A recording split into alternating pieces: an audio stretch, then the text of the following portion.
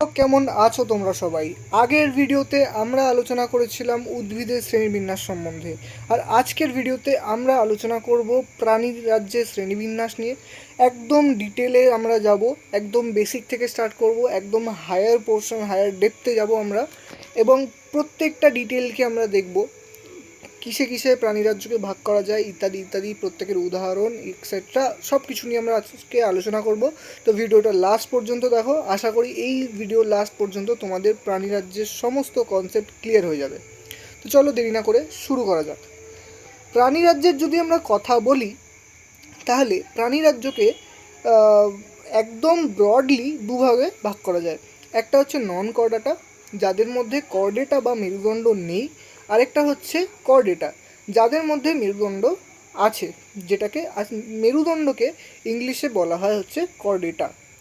এই যে কর্ডেটা, এটা আছে কি নেই তার উপর বেস করে পুরো যে প্রাণী রাজ্যটা ওটাকে দুভাগে ভাগ করা হয়। একটা হচ্ছে নন কর্ডেট, আমরা আগেই দেখলাম, আর একটা হচ্ছে কর্ডেটা। নন কর্ডেটার মধ্যে কারা কারা পড়ছে? নন কর্ডেটার মধ্যে Porifera, Cnidaria, Ctenophora, Platyhelminthes, Nematoda, Annelida, Arthropoda, Mollusca, Echinodermata এবং হেমিকর্ডেটা এরা পড়ছে। তো নন কর্ডেটা বা অ্যাকর্ডেটার যদি আমাদের ডেফিনেশন বা কাকে বলে জিজ্ঞাসা করে, তাহলে আমরা কি বলবো? যে এদের নোটোকর্ড থাকে না, তাই এদের নন কর্ডেটা বলা হয়। এবং এদের পর্বগুলো লিখে দেবো, এবং একটা দুটো আমরা উদাহরণ দিলে দিয়ে দেবো। আর কর্ডেটা কাদের বলে? যাদের কর্ডেটা রয়েছে। ঠিক আছে, এইগুলো কাদের ক্ষেত্রে দেখা যায়? ইউরো কর্ডেটার ক্ষেত্রে দেখা যায়, সেফালো কর্ডেটার ক্ষেত্রে দেখা যায়, ভার্টিব্রেটা বা ক্রেনিয়েটার ক্ষেত্রে দেখা যায়। ভার্টিব্রেটা উপপর্বকে আবার দুভাগে ভাগ করা যায়, অ্যাগনাথা এবং ন্যাথোস্টোমাটা। এখানে নিচে এই যে অ্যানিমেলিয়া রাজ্য, এটাকে একদম সুন্দর করে ছক ওয়াইজ ভাগ করা রয়েছে। তো এখানে তোমরা দেখতেই পাচ্ছ অ্যানিমালিয়াকে দুভাগে ভাগ করা যায়, একটা নন কর্ডাটা, এটা কর্ডাটা।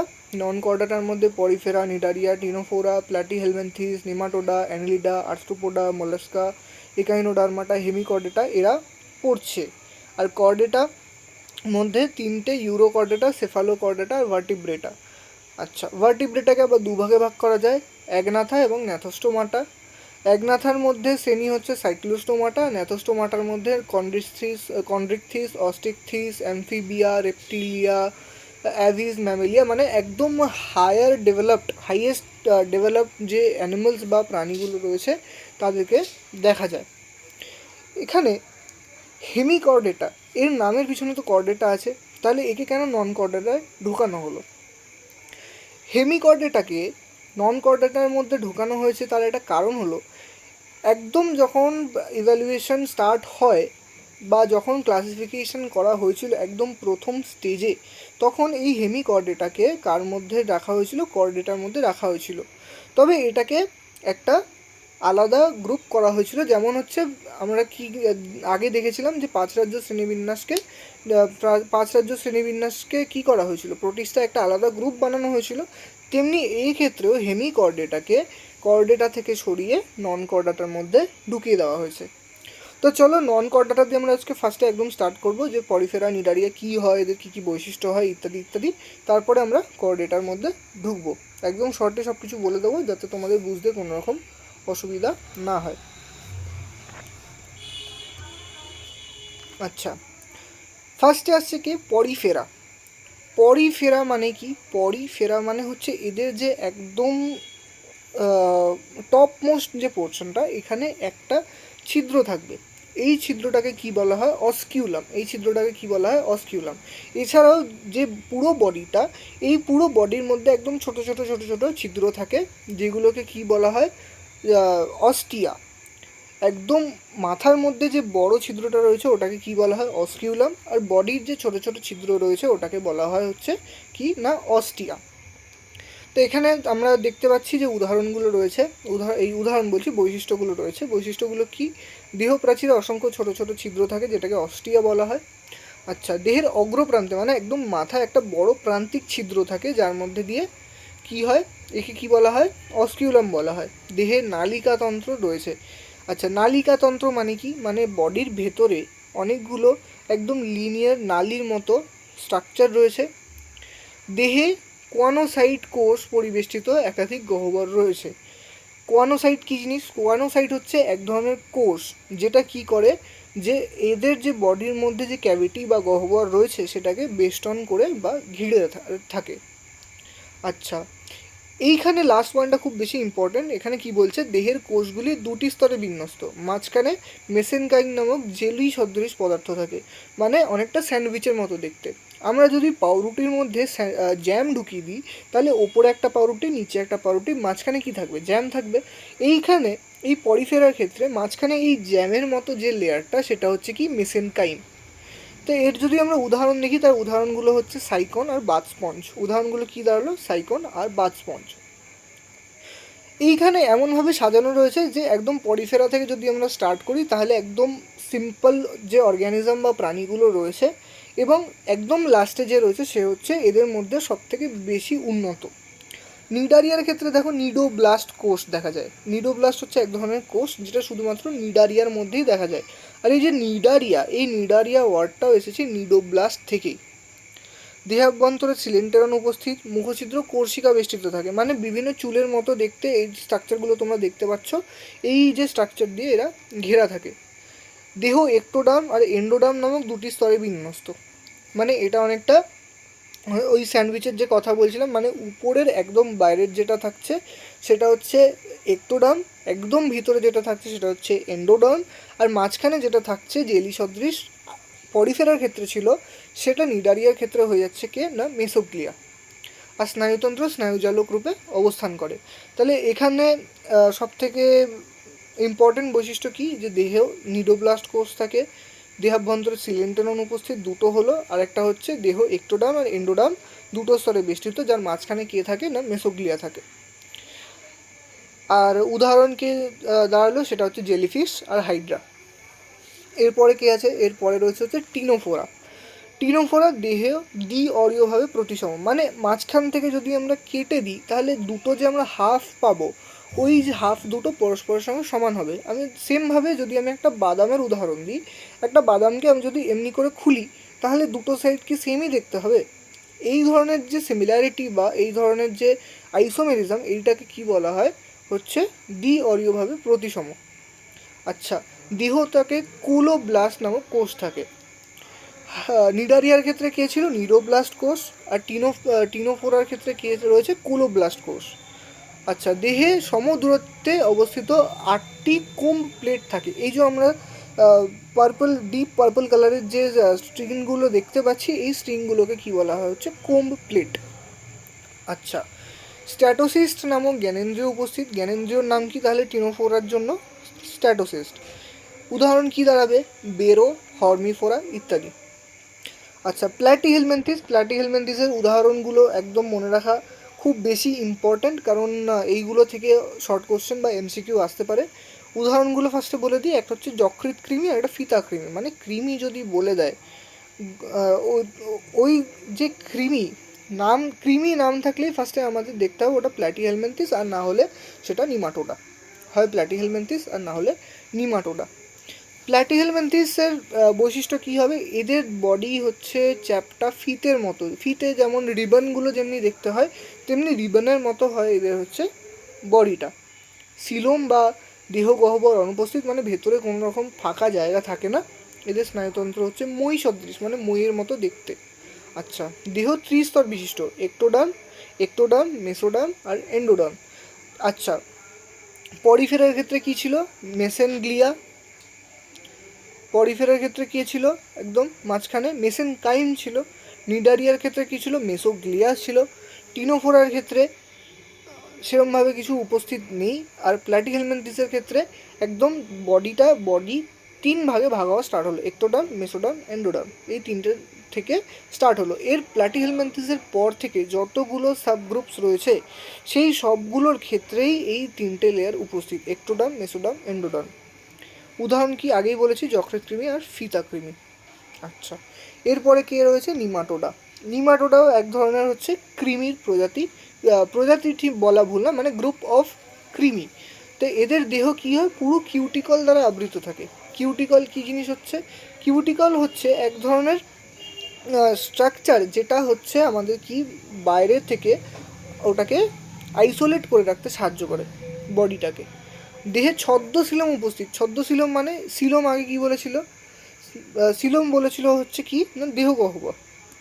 ছদ্মশিলম মানে এদের বডিতে এমন এক ধরনের গহ্বর উপস্থিত যেটা আদেও সিলম না, কিন্তু সিলমের মতো কাজ করে, বা ওরকম অনেকটা স্ট্রাকচার, অনেকটা সিমিলারিটি সেম রয়েছে। তো এটা হচ্ছে কি ছদ্মশিলম। এখানে এই যে ছদ্মশিলম পয়েন্টটা, এই পয়েন্টটা খুব বেশি ইম্পর্টেন্ট। এখান থেকেও শর্ট কোশ্চেন এমসিকিউ আসতে পারে। ছদ্মশিলম কাদের দেহে উপস্থিত? রক্ত সংবহনতন্ত্র অনুপস্থিত, পৌষ্টিকতন্ত্র অনুপস্থিত, রেচনাঙ্গ একজোড়া পার্সোনালি। রেচনাঙ্গ মানে এদের বডিতে যত ওয়েস্ট প্রোডাক্টগুলো থাকে, ওয়েস্ট প্রোডাক্টগুলো সেগুলো কোথা থেকে বার করে না এই পার্সোনালি থেকে এরা বের করে দেয়। উদাহরণ কি? গোল কৃমি, গোদ কৃমি। তা দিয়ে যে কৃমির নাম রয়েছে, দিয়ে যে কৃমির নাম রয়েছে সেই কৃমি হচ্ছে নিমাটোডার আন্ডারে পড়ে। অ্যানিলিডা। অ্যানিলিডা হচ্ছে দেহ অনেকগুলো ছোট ছোট আংটির মতো খণ্ডক নিয়ে তৈরি হয়। রেচনাঙ্গ কি? নেফ্রিডিয়া। এই নেফ্রিডিয়া খুব বেশি ইম্পর্টেন্ট, রক্ত সংবহনতন্ত্র বদ্ধ প্রকৃতির হয়। আচ্ছা, তারপরে হচ্ছে প্রকৃত সিলম উপস্থিত। নিমাটোডার ক্ষেত্রে ছদ্মশিলম ছিল, অ্যানিলিডার ক্ষেত্রে কি রয়েছে? প্রকৃত সিলম উপস্থিত রয়েছে। দেহ ত্রিস্তর বিশিষ্ট, 3টে স্তর আছে, একটো, মেসো, এন্ডো। আর কেঁচো আর জোক হলো কি অ্যানিলিডার উদাহরণ। আচ্ছা, তো এইগুলো হলো বৈশিষ্ট্য আর উদাহরণ অ্যানিলিডার জন্য। এরপরে আমরা চলে আসি আর্থ্রোপোডাতে। আর্থ্রোপোডা কাইটিন নির্মিত বহিঃকঙ্কাল দ্বারা নির্মিত। কাইটিন কি? কাইটিন হচ্ছে এক ধরনের পলিস্যাকারাইড, যেটা হচ্ছে অনেকগুলো ছোট ছোট কার্বনের পলিমার, বা অনেকগুলো কার্বন একসাথে জয়েন হয়ে এই কাইটিন জিনিসটা ফর্ম করে। আচ্ছা, সন্ধিল উপাঙ্গ উপস্থিত রয়েছে, রক্ত সংবহনতন্ত্র মুক্ত প্রকৃতির। আর রেচনাঙ্গ কি হয়? ম্যালপিজিয়ান নালিকা, সবুজ গ্রন্থি বা কক্সাল গ্রন্থি। উদাহরণ কি? আরশোলা, মাছি, এরা। বিভিন্ন ধরনের ফ্লাইগুলো, ওগুলো কাদের আন্ডারে পড়ছে? ওগুলো হচ্ছে আর্থ্রোপোডার আন্ডারে পড়ছে। আচ্ছা, শ্বাসঙ্গ কি? ট্রেকিয়া, বুকগিল এবং বুকলাং আর্থ্রোপোডার জন্য। মোলাস্কার জন্য কি? দেহ নরম এবং অখণ্ডিত হয়, মানে বডিটা অনেকটা সফট এবং একটাই মাত্র খণ্ডের মধ্যে পুরোটা বডি থাকছে। অঙ্কদেশ মানে উপরের দিকে মাংসল পদ উপস্থিত থাকে। আর দেহে ম্যান্টল পর্দা দ্বারা আবৃত। দেহ কি পর্দা দ্বারা আবৃত? ম্যান্টল পর্দা দ্বারা আবৃত। আচ্ছা, শ্বাসযন্ত্র কি হয়? টিনিডিয়াম বা পালমোনারি স্যাক বা ম্যান্টল পর্দা। টিনিডিয়াম, পালমোনারি স্যাক বা ম্যান্টল পর্দা। এইটা হচ্ছে কি মোলাস্কার একদম শ্বাসঙ্গ। রেচনাঙ্গ কি? বৃক্ক বা বোজনাসের অঙ্গ। কি? বৃক্ক বা বোজনাসের অঙ্গ। এই যে এক একটা ছোট ছোট ছোট ছোট যে বৈশিষ্ট্যগুলো রয়েছে, এই বৈশিষ্ট্যগুলো দিয়েই কিন্তু কোয়েশ্চেন আসে। এখানে খুব কম চান্স যে হয়তো পুরোটা দিয়ে দিল, কিন্তু এই ছোট ছোট যে কোয়েশ্চেনগুলো রয়েছে, এই ছোট ছোট কোয়েশ্চেনগুলো থেকেই কিন্তু ম্যাক্সিমাম কোয়েশ্চেন আসে। আর উদাহরণ কি হলো? জল শামুক, স্থল শামুক। মানে শামুক যখন বলবে আমি বুঝে যাবো ওটা মোলাস্কার আন্ডারে পড়ছে। একাইনোডার্মাটার একটাই বৈশিষ্ট্য তোমাদের বৈশিষ্ট্য বলছি, একটাই উদাহরণ মনে রাখতে হবে, সেটা হচ্ছে তোমাদের হচ্ছে তারা মাছ বা স্টারফিশ। চলো এর উদাহরণগুলো কি আমরা দেখি। দেহ কণ্টকময় ত্বক দিয়ে আবৃত হয়, মানে দেহের বাইরে পুরো স্কিনের মধ্যে ছোট ছোট ছোট ছোট কাঁটা থাকে। আর দেহে জল সংবহনতন্ত্র উপস্থিত। জল সংবহনতন্ত্র মানে জল আসলো আবার বেরিয়ে গেল, জল আসলো আবার বেরিয়ে গেল, মানে ভেতরে জলের বডির মধ্যে দিয়ে জলের ফ্লো চলতে থাকে। গমন অঙ্গ হচ্ছে নালীপথ বা।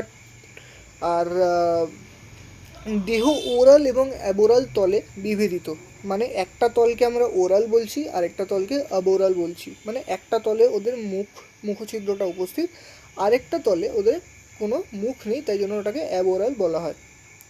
আচ্ছা, দেহ পরিধি 5টি সমদূরত্বে অ্যাম্বুল্যাক্রা দ্বারা চিহ্নিত হয়। উদাহরণ কি বললাম? তারা মাছ। হেমিকর্ডেটা আসি। হেমিকর্ডেটা কি? দেহ প্রোবোসিস, কলার এবং ট্রাঙ্ক নিয়ে গঠিত। প্রোবোসিস, কলার এবং ট্রাঙ্ক নিয়ে গঠিত। আর গলবিলের পাশে ইউ আকৃতির ফুলকা ছিদ্র অবস্থান করে। গলবিলের পাশে কি করে? ইউ আকৃতির ফুলকা ছিদ্র অবস্থান করে।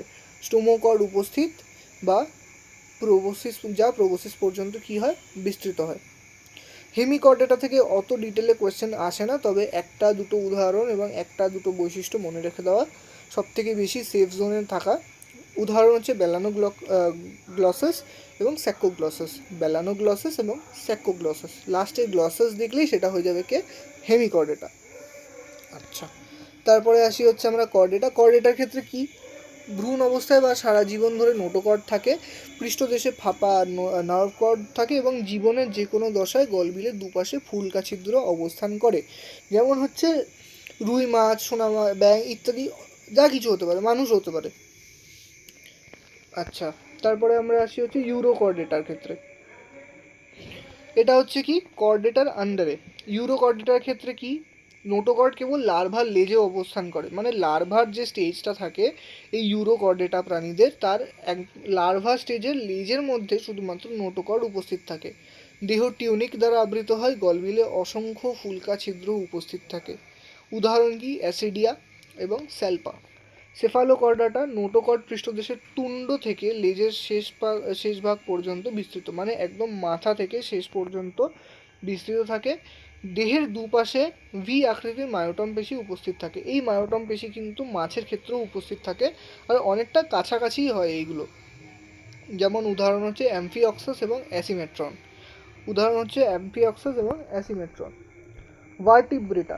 ভার্টিব্রেটার মধ্যে কে কে পড়ছে, এদের হচ্ছে মেরুদণ্ড উপস্থিত থাকে, করটি উপস্থিত, সংবহনতন্ত্র বদ্ধ প্রকৃতির হয়।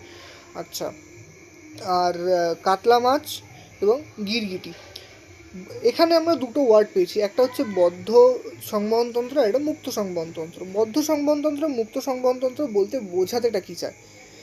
বদ্ধ সংবহনতন্ত্র মানে হচ্ছে যে আমাদের বডির মধ্যে যে ব্লাডটা ফ্লো করছে, সেই যে ব্লাড, সেটা শুধুমাত্র আমাদের বডির যত ভেন্স আর আর্টারিজগুলো রয়েছে, মানে শিরা এবং ধমনীগুলো রয়েছে, তার মধ্যেই শুধুমাত্র ওইগুলো সার্কুলেট করবে। কখনো সেটা বডির যে বাকি অংশ, মাসেলস, বডির যে গহ্বর আলাদা আলাদা, এই সমস্ত জায়গাগুলোতে কখনোই যাবে না।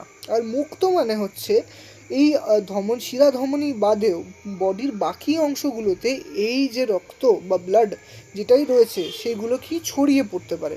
তো মুক্ত আর বদ্ধ সংবহনতন্ত্র কী হয়, এটা আমাদের মাথায় রাখতে হবে। সবসময় আমাদের জানতে হবে যে বদ্ধ সংবহনতন্ত্র সাধারণত উন্নত শ্রেণীতে থাকে, আর মুক্ত সংবহনতন্ত্র সাধারণত নিম্ন শ্রেণীর মধ্যে দেখা যায়। আচ্ছা, অধীর শ্রেণীর মধ্যে একনাতা আছে, মুখে এদের চোয়াল থাকে না, বহিঃকঙ্কাল থাকে না, যুগ্ম উপাঙ্গ থাকে না। উদাহরণ কি, ল্যাম্প্রে এবং হ্যাগফিশ। ন্যাথোস্টোমাটা কি, মুখে চোয়াল থাকে, নাসারন্ধ্র থাকে এক জোড়া, মানে নাকের ফুটো, আর যুগ্ম উপাঙ্গ উপস্থিত, পায়রা, গিনিপিগ এরা। আর সাইক্লোস্টোমাটা যদি দেখি, এদের মুখ চোয়ালবিহীন, মুখচিত্র গোলাকার এবং চোষকযুক্ত, মানে মুখের মধ্যে এমন একটা পার্ট থাকে যেটা দিয়ে ওরা কোনো কিছুকে চুষে নিতে পারে। চর্ম আঁশবিহীন, মানে স্কিনে কোনো আঁশ থাকে না এবং একদম স্মুথ হয়, মিউকাস গ্রন্থিযুক্ত। মিক্সিন এবং পেট্রোমাইজেন হচ্ছে এদের কি উদাহরণ।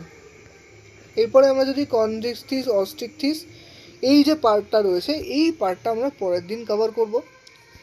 লাস্টে এই কিছু পোর্শন, যেমন হচ্ছে ইউরোকর্ডেটা, সেফালোকর্ডেটা, ভার্টিব্রেটা, একনাথা, এইগুলো আমি একটু স্পিডে কভার করে নিলাম, কারণ হচ্ছে এইখান থেকে খুব অত যে ডিটেলে কোয়েশ্চেন আসে তা কিন্তু না। ম্যাক্সিমাম ডিটেল কোয়েশ্চেন আসে হচ্ছে এই যে নন কর্ডেটাগুলো, এই নন কর্ডেটা পার্ট থেকে সবথেকে বেশি কোয়েশ্চেন থাকে। তাই বলে এমন না যে লাস্টের এই যে ভার্টিব্রেটা, ইউরোকর্ডেটা, সেফালোকর্ডেটা সেকশনটা রয়েছে, এখান থেকে কোনো কোয়েশ্চেনই আসে না, এই জিনিসটা পড়বো না। এখান থেকে কিন্তু একটা দুটো উদাহরণ বা বৈশিষ্ট্য দিয়ে দিতে পারে। তাই সেফ জোনে থাকার জন্য তোমাদের এই পুরো পোর্শনটা পড়ে রাখতে হবে। আর আজকের জন্য এইটুকুই। পরের ক্লাসে আমরা কি করব, এই যে পোর্শনটা রয়েছে যার মধ্যে কি কনড্রিকথিস, অস্ট্রিকথিস, এইগুলো যে রয়েছে, এইগুলো আমরা একদম ডিটেলে কভার করব। তো আজকের জন্য এইটুকুই। সেশনটা ভালো লাগলে অবশ্যই লাইক করে দিও, আর যদি তোমরা চ্যানেলে নতুন হয়ে থাকো তাহলে অবশ্যই সাবস্ক্রাইব করে দিও। থ্যাংক ইউ আজকের জন্য।